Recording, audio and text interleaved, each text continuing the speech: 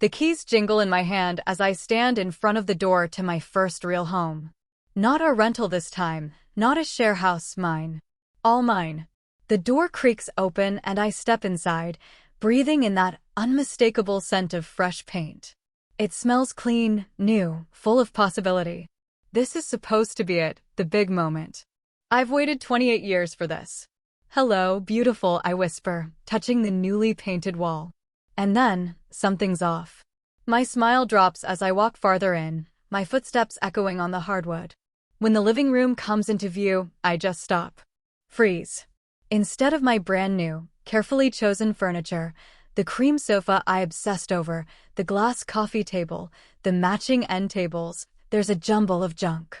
A ratty old couch with stuffing pushing through the seams, a battered coffee table covered in deep scratches and water rings, shelves that look like one heavy book would finish them off. I know the stuff. It's Chloe's, the gross, cast-off furniture my sister's been trying to get rid of for years. What the hell, I mutter, circling the room. That's when the smell hits.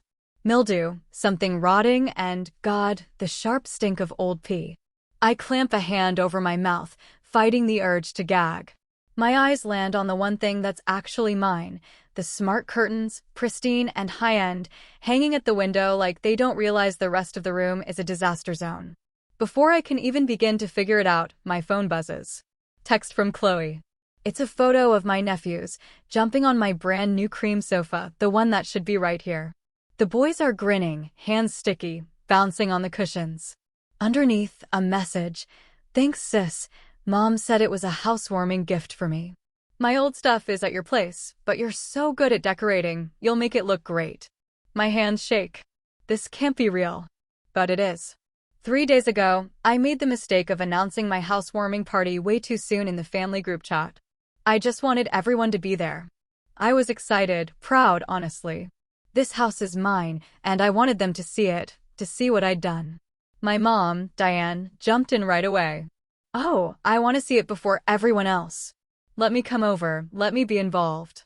For a second, I let myself feel happy. For once, Mom wanted to be part of my life, not just Chloe's. Mine. Then the furniture company called. Delivery set for Thursday, the same day I had a meeting I absolutely couldn't skip. Before I could figure out a plan, Mom piped up again. Let me accept it for you. I'll be there Thursday morning. It seemed perfect. I handed her my spare key thinking, finally, maybe my mom actually cares. What a joke. I drop onto the filthy couch, not even caring about the dust cloud. My whole life I've been the invisible daughter. The wallet. The one who paid her way through college while Chloe dropped out. The one who covered Chloe's $900 credit card bill, and then the next $1 $500. The one who sends $400 every month so my nephews have what they need, while their mom posts vacation selfies online. My phone buzzes again. Chloe. The boys love the sofa. It's perfect for our place. Mom said you wouldn't mind. You're so independent. Something inside me, something that's been bending for 2.5 decades, finally snaps. I don't cry or scream. I just go quiet. Cold. I look around at the disgusting furniture my family dumped in my brand new home. I take a deep breath, ignoring the stink, and stand up. I brush the dust off my pants, gripping my car keys so hard the metal bites into my palm. Chloe's place is 10 minutes away. Mom's probably there now, the two of them laughing about how they got one over on practical, reliable Skylar again. Dad's probably sitting in the corner, pretending not to see, just like always. Not this time. I walk straight to the door, that calm inside me freezing into something solid. I don't bother locking up. There's nothing here worth stealing. I get in my car, start the engine, and head for Chloe's apartment. This ends today. Keys clenched in my fist, knuckles white, I thunder up the stairs to her door. My breath's coming in these short, angry bursts as I get to her door. I don't bother knocking. I just use my spare key, the one she handed me for emergencies. Which, honestly, always meant picking up the kids while she did something pointless. I never said no. I love those kids too much. But this was a real emergency. I shove the door open so hard it bangs against the wall. I just stand there, stunned. My living room's here. My whole $11,200 furniture set, cream sofa, glass coffee table, end tables, all of it crammed into Chloe's tiny apartment. The sectional swallows the space, leaving barely any room to walk around. And there she is. My mother, Diane Vance, sitting on my couch like she owns the place, sipping tea as if it's the most normal thing in the world. Chloe's hovering nearby, her face sliding from surprise to defiance the second she sees me. What the hell is this? I say, stepping in and slamming the door. Mom sets her cup down, so slow and precise it's almost dramatic. Skylar, there's no need for that tone. No need? You stole my furniture. My voice is shaking now, and I spot my nephews peeking around the corner, eyes wide. We didn't steal anything, Chloe snaps, folding her arms. Mom said it was a gift. A gift? I never, Skylar, Mom cuts in, dropping into that reasonable voice she uses when she's about to say something completely insane. You live alone in that big house. Why do you need all that expensive stuff? Chloe's got 2 growing boys. I just stare at her. Seriously? Because I bought it. With my money. For my house. You're a decor influencer, Chloe says. Just turn trash into treasure. That's your thing, right? Take my old junk and make it pretty for your followers. I actually feel dizzy. You dumped your disgusting, broken furniture in my brand new place. That couch reeks of urine. Mom gasps, clutching her chest. Are you saying my grandsons aren't house-trained? They're not animals, Skylar. That's not, you're taking things away from the kids. Chloe jumps in, voice going all dramatic. They love that sofa. Look at them. Look how happy they are. Right on cue, the boys shuffle into view, looking confused and scared. I know this act. I've seen it my whole life. The second they get caught, Mom and Chloe play the victims. This isn't about the boys, I say, trying to keep my voice steady. This is about you taking what isn't yours. We're family, Mom says, like that makes it all okay. Family shares. Then why didn't you ask me first? I take a step toward her. Because you would have said no, Chloe says, rolling her eyes like I'm the unreasonable one. Yeah, I would have. Because it's mine. Mom stands. Skylar, honestly, this tantrum is beneath you. You should just stop and go home. Don't you have that big photo shoot with Eleanora Vane on Monday? Are you really going to skip that opportunity to fight over a sofa? I freeze. Her words hit me like a punch. How do you know about my photo shoot with Eleanora Vane? She falters, just for a second, then puts on a face. You mentioned it. Obviously. No, I didn't. I never told anyone except Maya. Not family. Especially not family. That job was too important, too risky. She knew. My mom knew about the Eleanora Vane shoot. This wasn't just stealing. This was sabotage. You went through my emails, I say, barely above a whisper. You planned this. Before she can answer, the boys grab my legs, crying. Auntie, please don't take the sofa. We love it. See what you're doing? Chloe hisses. You're upsetting them. For a second, guilt tugs at me. It always has. But something's different now.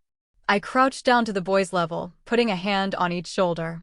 Sweeties, I'm not mad at you. I love you. But this belongs to me.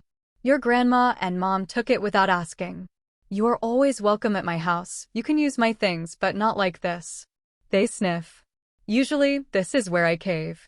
But not today. From the corner, my father finally speaks up. I hadn't even noticed him, sitting there quiet as ever. Chloe, just give your sister her things back. He trails off, shrinking as Mom shoots him a look colder than ice. I stand up tall. My chest aches, but it's clear now. My family's used me for years, my money, my stability, my silence. Not anymore.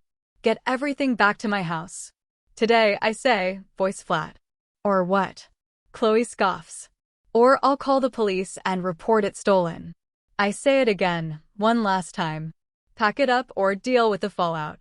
Chloe steps forward, face twisted with contempt. You dare? What are you gonna do, huh? My hand slips into my pocket, fingers brushing my phone. What am I going to do? Good question.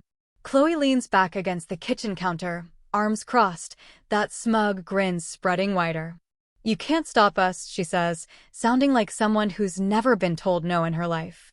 My mom nods along, sets her teacup down with a delicate little clink. Be reasonable, Skylar. You've got that photo shoot with Eleonora Vane on Monday. You really want this family mess getting out? She smooths her skirt, calm as ever. Think about your reputation. For once, think about the kids. Chloe jumps in, waving one hand toward my nephews, who've retreated to the hallway and are peeking out with wide eyes. They love that furniture. You're really gonna take it away from them? This is how it's always gone. Guilt as a weapon. Boundaries treated like suggestions. Emotional blackmail. Threats to my reputation, the kids used as shields. It's textbook manipulation. I've spent 28 years falling for it. Not today. I pull out my phone. My fingers don't even shake. You're right. I can't do anything. I pause. Relief washes over their faces. Then I say, but the police can. I dial 911. My mother's teacup slips from her hand and shatters on the floor. What are you doing? Her voice jumps an octave.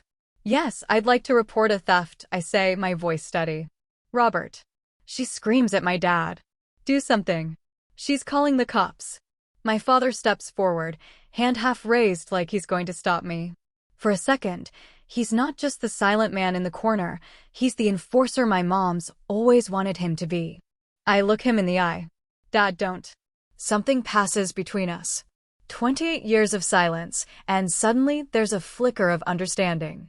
He hesitates, then lets his hand fall and shuffles back to his corner, shoulders slumped. He's made his choice. My mom lunges at me, grabbing for my phone. Give me that. I sidestep her, phone pressed to my ear. And now they're trying to assault me, I tell the operator. She confirms. Officers are on the way. The next 20 minutes are chaos. My mom paces, switching from threats to begging. Chloe tries to call my bluff, swearing I won't go through with it. My dad just sits and stares at his hands. My nephews hover in the bedroom doorway, confused and scared. Finally, there's a knock. The apartment goes dead quiet. 2 officers, 1 woman with short blonde hair, 1 man with serious eyes, stand in the doorway. We got a call about a theft, the woman says. My mom steps forward, social mask back in place. There's been a misunderstanding. This is a family matter. I cut her off. My name's Skylar Vance. I bought $11,200 worth of furniture. It was delivered here yesterday. My mother and sister took it without my permission and swapped it for this junk. I show them pictures of the filthy stuff now in my living room. Do you have proof of purchase? The male officer asks.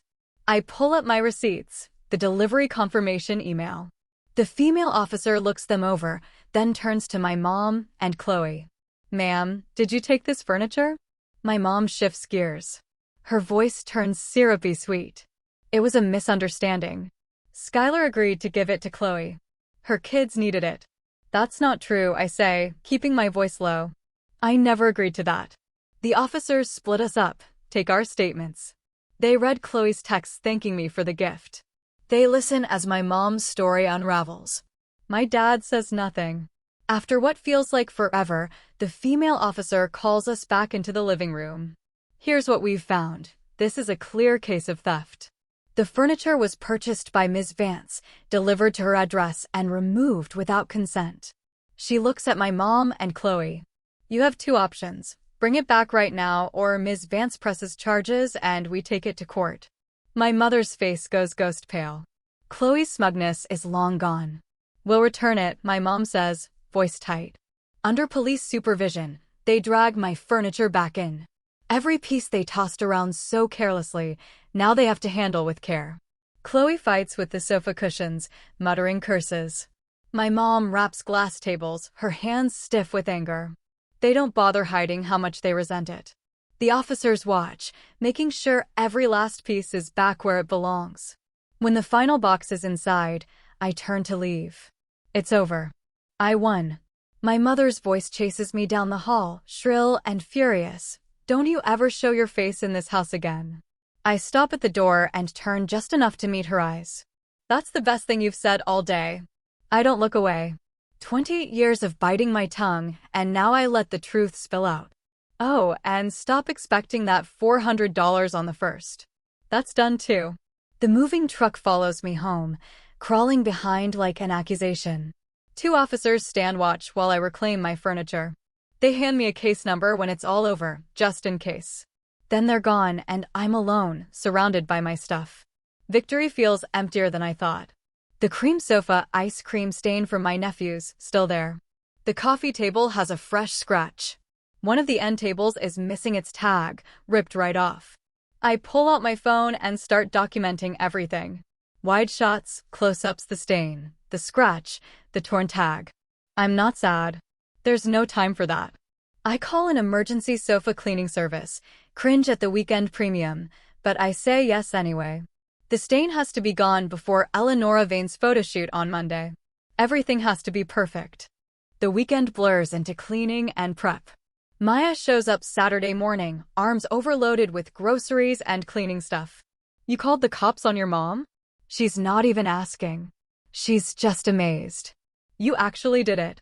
I keep fluffing through pillows, trying to hide the slightly darker patch where the stain was. I had to, I say. Maya grins. I'm proud of you. She helps me center the coffee table, and together we turn the place into the picture-perfect showpiece I need for Monday. Sunday night, the house is spotless. I step out of the shower and spot my phone blinking like a warning light. 3 missed calls from Eleonora Vane. 5 from Maya. My stomach drops. I unlock the screen, and there it is, Chloe's latest social media post. She snapped a photo of the filthy old furniture dumped at my place, Eleonora Vane's new curtains hanging perfectly in the background. She tagged it, too, Skylar's pics. Caption: visited the expert decorator's new house.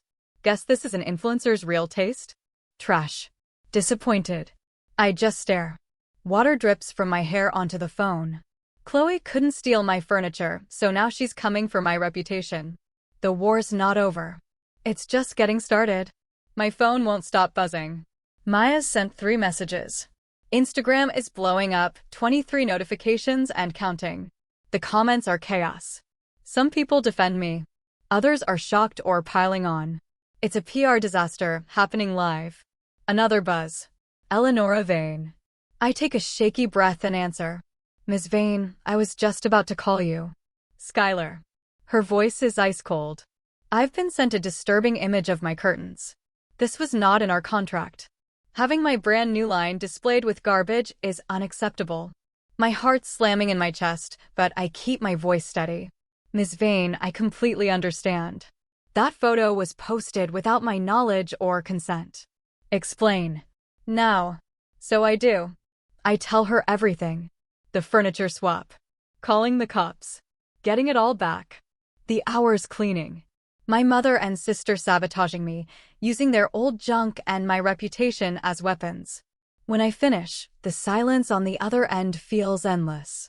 The photo shoot's still set for tomorrow, I say. I guarantee everything will be perfect. The furniture's here, professionally cleaned. Your curtains will look exactly how we planned. She waits a beat, then finally says, very well. I sympathize, Skylar. Family can be complicated. But I'm trusting you to deliver. My team will be there at 9 a.m. sharp. I won't let you down. Thank you for understanding. After I hang up, I shoot Maya a text. Everything under control. Vane's still on for tomorrow. We'll call you later. I sit at my desk and open my laptop. New spreadsheet. Title, final invoice. I list everything. College debts, $900 plus $1,500. $2,400. Monthly support, $400 times 30 months. $12,000. Gifts for 4 years, maybe $4,000. Total, $18,400. That's what being the family ATM cost me.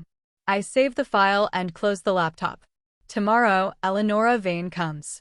The photoshoot transforms my living room into a beehive, lighting techs buzzing, stylists fussing over every detail. Eleonora Vane checks out her smart curtains, nodding as they glide from sheer to opaque with just a word. It's kind of hypnotic, honestly. Maya's hovering close. She took the day off just to be here. She keeps shooting worried looks at the front door. I know what she's thinking. They're not coming, I tell her. Your mom's got the nerve of 10 people, and Chloe just follows along, Maya snorts. Even they wouldn't crash a legit photo shoot. The photographer waves me over to the cream sofa, yeah, the same one my nephews trashed at Chloe's place. Now, thanks to an emergency cleaning crew, it looks brand new. Not a single stain. Perfect, the photographer says, nudging me to pose. Reach for the curtains, like you're about to fix them. I stretch out my arm, playing the part. The camera clicks in a flurry. These are gorgeous, Eleonora Vane says, scrolling through the first shots. Absolutely perfect. For hours later, we've got dozens of photos showing off my decorating chops and Vane's fancy curtains. The living room looks straight out of a magazine, elegant, stylish, nothing like the disaster Chloe tried to show online. When everyone finally leaves, Maya and I collapse on the sofa with glasses of wine. You did it, she says, clinking her glass with mine. Crisis averted. Vane looked thrilled. She was, I say. We're posting the photos everywhere tomorrow. That'll squash Chloe's little sabotage attempt. I take a long sip. Almost done. Just one thing left. After Maya heads out, I sit down with my laptop and pull up the final invoice spreadsheet.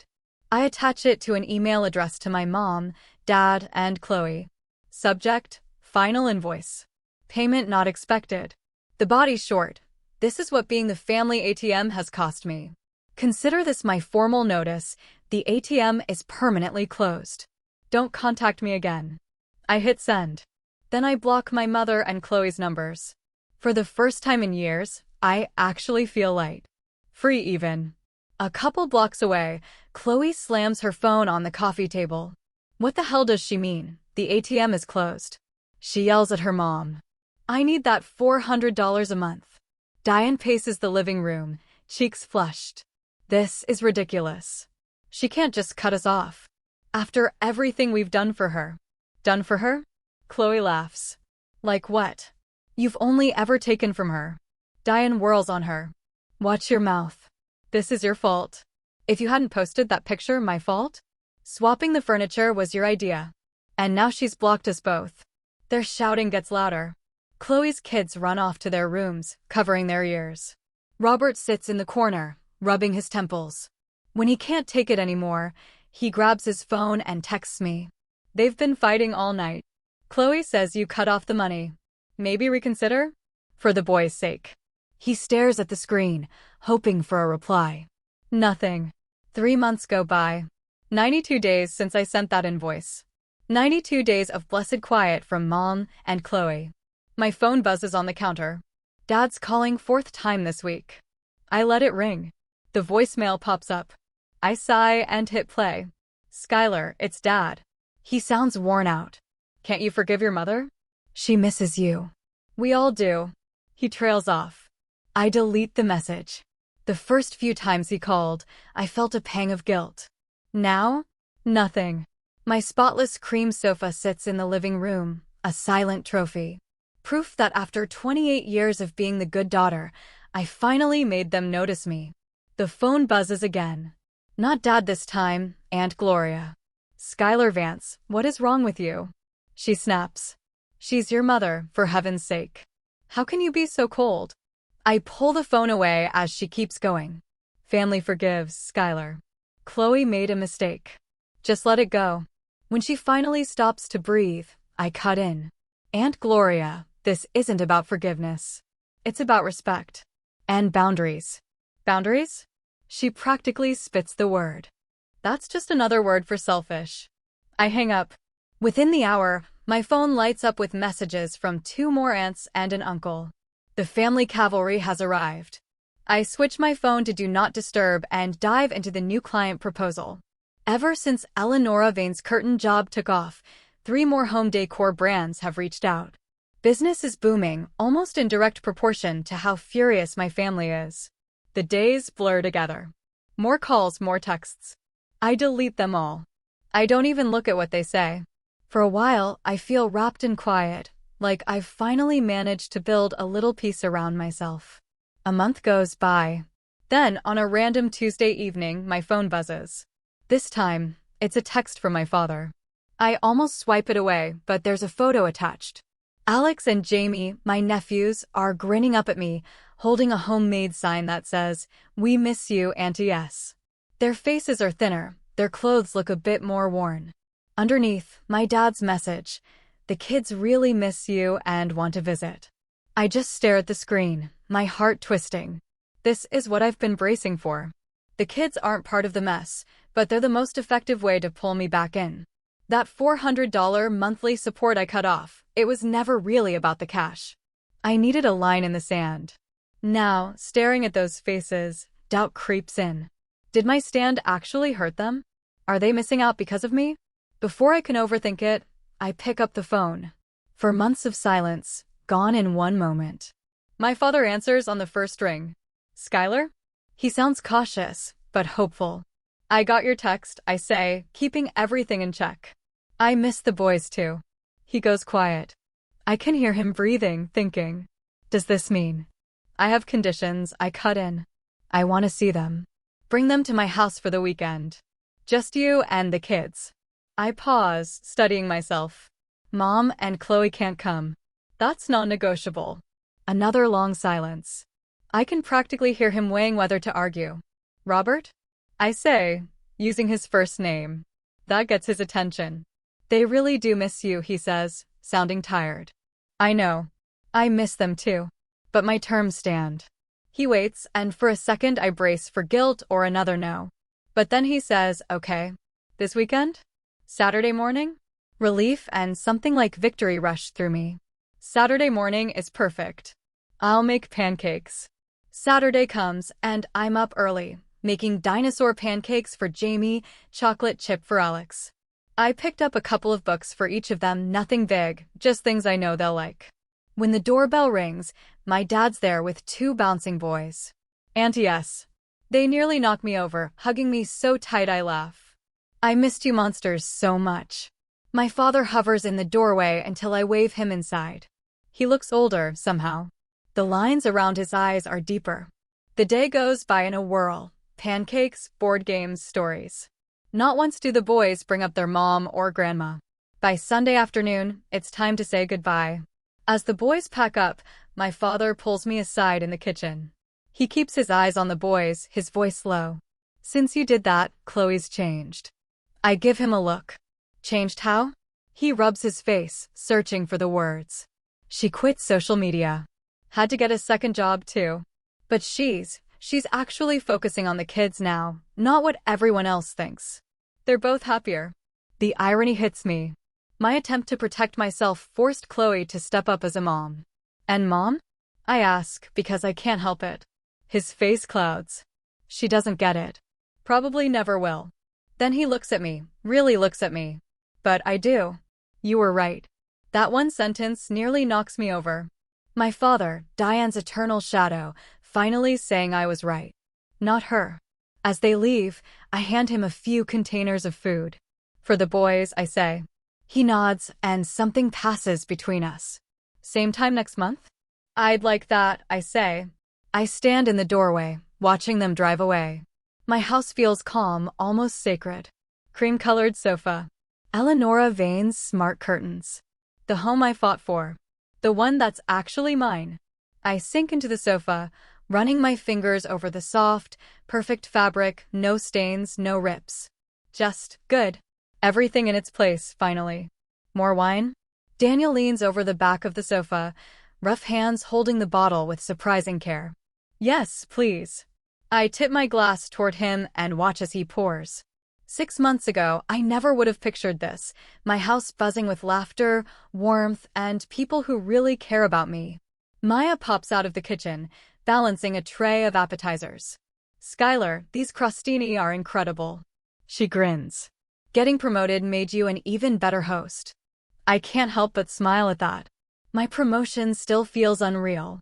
After the whole cream sofa fiasco turned into an office joke, my boss finally noticed I'd grown a backbone. 2 months later, I was running my own marketing team.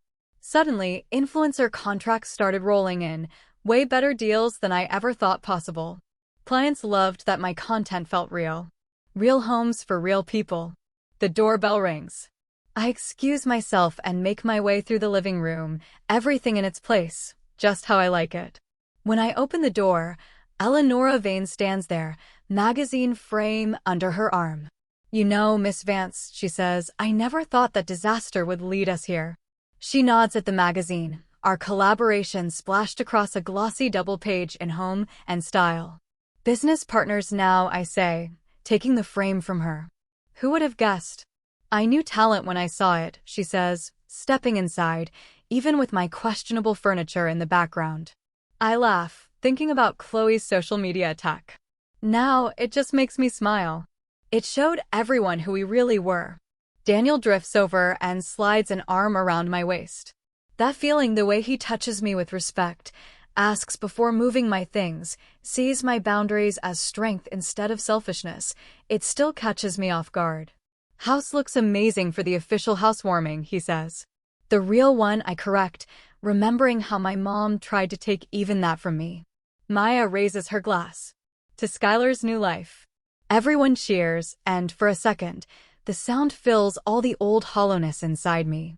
For the first time in years, I feel full. Later, when it's just Maya, Daniel, and Eleonora Vane, I end up back on the cream sofa, the same one that got stolen, stained, then professionally cleaned. What used to remind me of betrayal now feels like freedom. Maya curls up beside me. I've never seen you this happy. I nod. I can't deny it. Turns out, family isn't an excuse for abuse or manipulation. Daniel glances over. Speaking of family, how are the nephews? My smile stays steady. Dad brought them over last weekend, our monthly visit. We built that ridiculous fort they're obsessed with. No Chloe, no Diane, no drama. Just the boys and the aunt who loves them. On my terms. They're good? Better, I say. Dad says Chloe's second job finally gave her some perspective. Eleonora Vane raises an eyebrow. The famous $400 cutoff. I shrug. Sometimes the kindest thing you can do is stop enabling someone. My phone buzzes. A text from Dad. Boys made you something at school. Can we drop it by tomorrow? I text back, yes. 2 p.m. works. Just you and them. Daniel catches my look. Everything okay? Perfect, I say. And I mean it. After everyone leaves, Daniel helps me clean up. We move around each other easily, the way you do when you've found your rhythm. I've been thinking, he says, stacking the last plate. That empty lot next to the community center would make a great playground. You thinking of designing it? I ask. He grins. We could do it together. Your eye for design, my construction know-how. The we doesn't scare me anymore. Neither does building something new, something real that lasts. I glance around my home, really mine now, packed with memories that have nothing to do with theft or betrayal, and feel something in me finally unlock. I'd like that, I tell him. I'd like that a lot.